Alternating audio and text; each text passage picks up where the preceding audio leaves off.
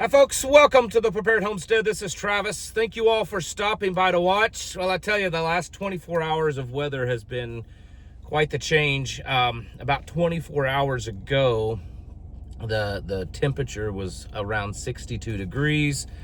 And right now, if you include the wind chill, we're at about 9 degrees. A little bit of snowfalls, flurries. Nothing's really sticking, but definitely cold and flurries. And then tonight it's going to be even colder. And then a real quick warm up again after that. And in a couple of days, we'll be back to 80 degrees. It's crazy. It's very bipolar weather. And the wind is it's been howling all night long. I mean, we had, 40 plus mile an hour winds almost constantly all night. It just sounded like the roof was going to come off the house most of the night. But anyways, we will persevere and make do because we're prepared, and you should be, because, the weather can be your biggest enemy. I mean, it can be a great ally sometimes when it's working in your favor, but boy, it can do so much damage. So I hope that you are preparing for that. So the president has been calling for allies around the world to join up and help secure the Strait of Hormuz, because honestly, right now, that's probably causing the greatest disruption. Oil prices skyrocketing around the world, and, just disruption of shipping and everything like that. He claims that he has a coalition that will go in and help, but all the main characters that would typically be involved have already come out and said they're not interested. UK and Germany and France and Japan and a few others have all publicly said that they're not going to be doing this. Now, the president has threatened NATO, saying that, hey, we were involved and helped in Ukraine. You need to help with this.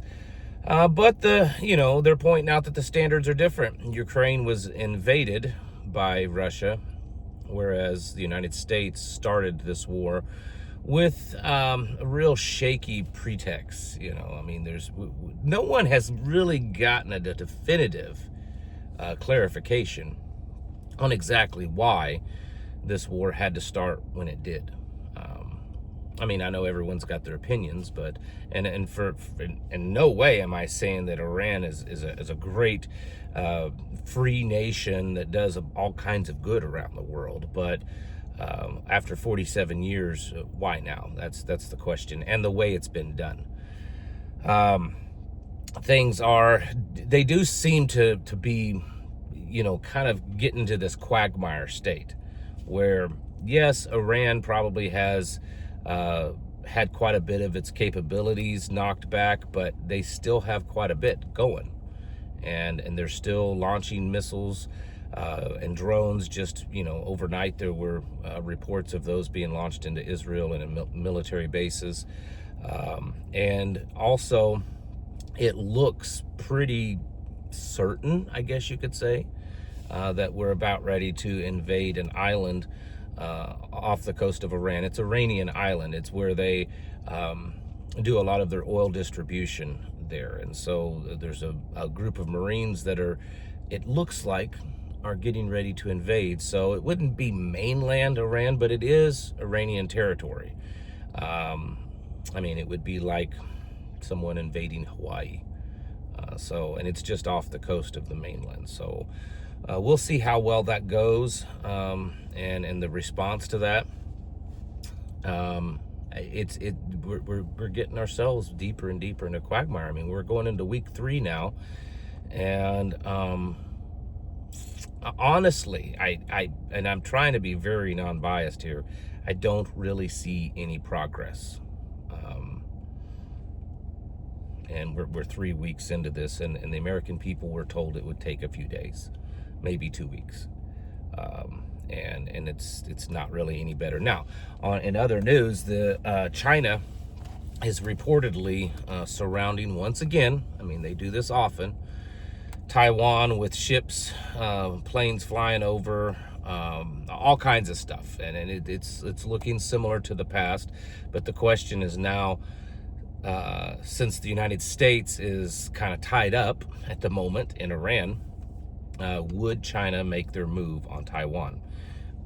I mean, time will tell on that one. No one can really be sure of. Nothing that I can see or have read shows any real difference in what they're doing than past times where they, every few months they send a bunch of warships and to surround Taiwan and a bunch of planes overhead.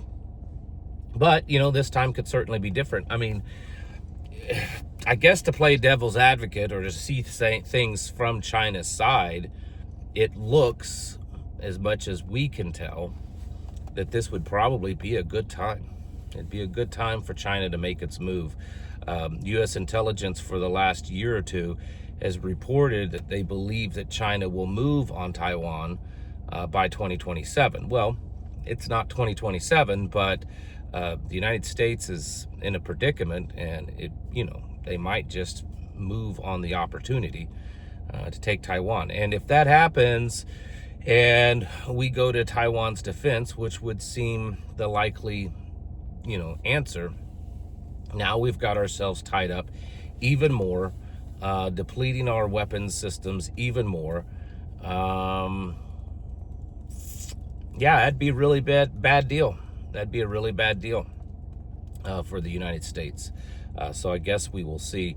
Overall, this whole thing, and I know I get it. I'm a repeating broken record, but folks, there's, and the reason why I'm repeating myself on this one is because, at least from my perspective of seeing things, I'm seeing the bulk of the information kind of fall under one or two categories. One is just ignore it. It's not a big deal.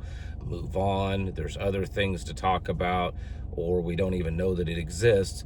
And then the other one is that, yes, we get to go to war again. Yes, we get to kick some butt. Yes, we're following Trump because this is our leader.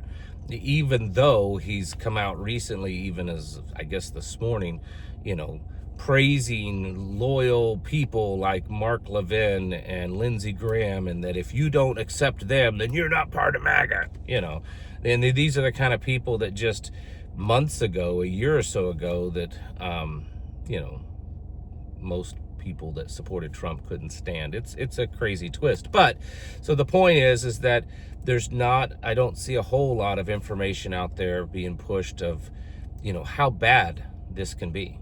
And that if you stand back and not just focus on Iran, but focus on everything that's going on, all of the policies and the changes here in the United States, as well as the rest of the world, we're watching, we're watching America take its last kind of steps in greatness. And I'm not saying that America will be no more. I'm just saying that we're watching America fall from its pinnacle position as the world leader, and someone else will take that place, or America will vastly change, which I think both could happen.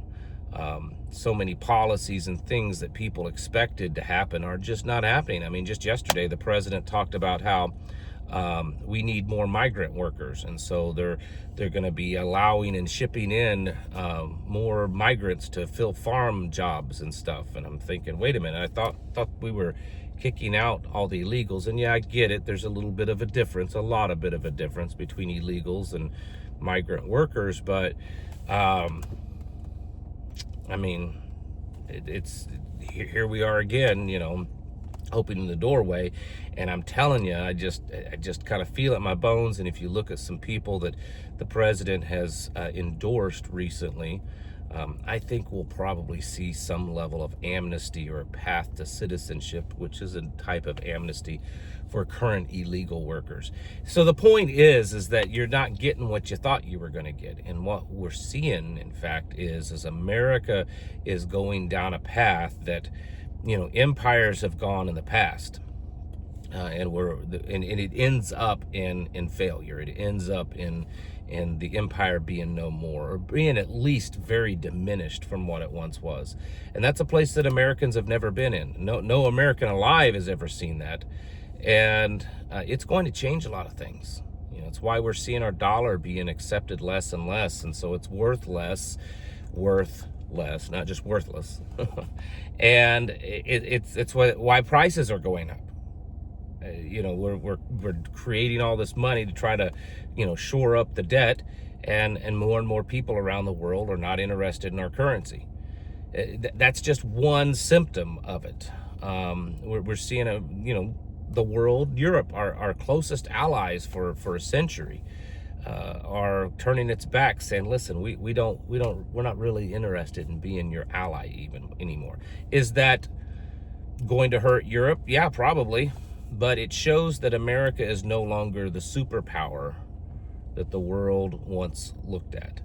And we have to be getting ready for that, folks. We're entering a completely new age, something that we've never experienced. And I believe that the whole reset and Agenda 2030 and all of that, you know, the New World Order, it's all playing into it. And we're living it right now. And over the next months and years, we're going to see changes that I don't think some people have ever thought possible. And when we have to prepare for that kind of stuff, you know, some of these changes a lot of people aren't even going to notice that it's been that way already. You know, they don't even notice what's happening. They just continue moving along. And as long as their, you know, cell phones work and they can watch their sports and they can go shopping and they can, you know, do whatever in the world a normal person does anymore. I had no clue. They're oblivious to it. But the fact is that the world is changing, and America is changing and being very diminished from the position it once was in. And I'm telling you, folks, we have to wake up. We have to get in gear and get ready, because this is a change that will last generations if we last that long, and if the world exists that much longer. It's not a good place to be in, and you need to be getting ready, being self-sufficient, being able to produce as much as you can that you need, working with others, building community, working within your community with others, focusing local. Because I'm telling you, on the broad scale, national, even state level, it's not going to be there to help, and it's crumbling fast. Folks, you need to get your houses in order and prepare yourselves mentally, physically, and spiritually. Thanks for watching. Catch you in the next video.